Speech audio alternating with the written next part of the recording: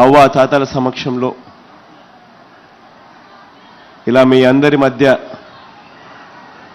మీ ప్రేమానురాగాలు ఆప్యాయతల మధ్య మీ బిడ్డగా మీ మనవడిగా ఈరోజు మీ అందరి సమక్షంలో మీ అందరితో పాటు ఈరోజు మీతో మమేకం కావడం చాలా సంతోషాన్ని ఇస్తా ఉంది. ఈరోజు నేను ప్రతి అవ్వను ప్రతి తాతను అందరితో కూడా కొన్ని విషయాలను ఆలోచన చేయమని చెప్పి మీ అందరితో కూడా కోరుతా ఉన్నాను. ఒకసారి మన ప్రభుత్వం రాకమునుపు, మీ బిడ్డ ప్రభుత్వం రాకమునుపు పెన్షన్ మనకు ఎంత వస్తూ ఉన్నది, ఎంతమందికి వస్తూ ఉన్నది అనేది ఒక్కసారి ఆలోచన చేస్తే ఎన్నికలకు 2 నెలల ముందు వరకు, ఎన్నికలకు 2 నెలల ముందు వరకు అప్పట్లో అవ్వాతాతలకు కానీ వికలాంగులకు కానీ తంతు ఒక చెల్లెమ్మలకు కానీ ఇటువంటి అభాగ్యులకు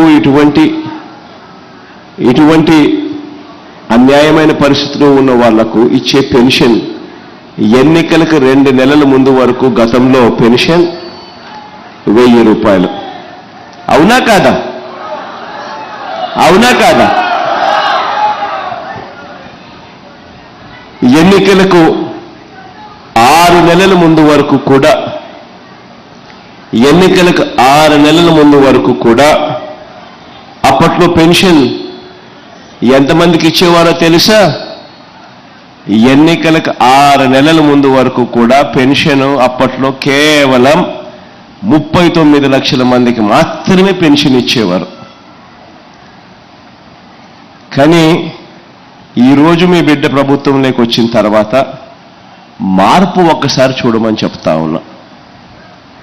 అప్పట్లో ప్రభుత్వానికి అయ్యే ఖర్చు నెలకు కేవలం 400 కోట్ల రూపాయలు ఖర్చు అయ్యే ఆ రోజుల పరిస్థితి అప్పట్లో ఉంటే, ఈరోజు మీ బిడ్డ ప్రభుత్వం వచ్చిన తర్వాత అవ్వాతాతల ముఖంలో చిరునవ్వులు చూడాలని, వీళ్ళెవ్వరూ కూడా ఇబ్బందులు పడే పరిస్థితి రాకూడదు అని, వీళ్ళ ఆత్మగౌరవం నిలబడాలని, పెన్షన్ల కోసం వీళ్ళు ఎక్కడికెక్కడికో తిరగాల్సిన పని ఉండకూడదని, పెద్ద క్యూలలో నిలబడాల్సిన అవసరం ఉండకూడదు అని, లైన్లలో నిలబడి తీరా లైన్లో నిలబడిన తర్వాత ఎక్కడికెక్కడికో వెళ్ళిన తర్వాత ఆఫీస్ దగ్గరికి చుట్టూ తిరిగిన తర్వాత అక్కడికి తీరా పోయిన తర్వాత ఈరోజు లేదు రేపురా అని మళ్ళీ చెప్పే పరిస్థితి రాకూడదు అని మొట్టమొదటిసారిగా దేశంలోనే బహుశా ఇటువంటి కార్యక్రమం జరగడం లేదు.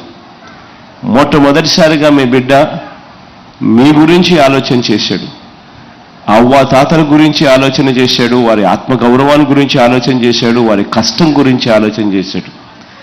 ఆలోచన చేసి అధికారంలోకి వచ్చిన వెంటనే దేశంలో ఎప్పుడూ జరగని విధంగా, దేశంలోనే ఎప్పుడూ చూడని విధంగా గ్రామ స్వరాజ్యం అంటే ఏమిటి అన్నదానికి నిర్వచనం ఇస్తూ ప్రతి గ్రామ సచివాలయంలోనూ, ప్రతి గ్రామంలోనూ ఒక గ్రామ సచివాలయం ఏర్పాటు చేయడం, ఆ సచివాలయానికి అనుసంధానంగా ప్రతి 60 ఇళ్లకు, ప్రతి 50 ఇళ్లకు, ప్రతి 70 ఇళ్లకు ఒక వాలంటీర్ను నియమించి ఆ గ్రామ సచివాలయానికి అనుసంధానం చేసి ఆ గ్రామ వాలంటీర్ ద్వారా ప్రతి ఇంటికి, ప్రతి అవ్వను ప్రతి తాత ముఖంలో చిరునవ్వును చూడడానికి ప్రతి ఇంటికి నెల 1వ తారీఖునే, అది సెలవు దినమైనా ఆదివారమైనా ఇంకొకటైనా కూడా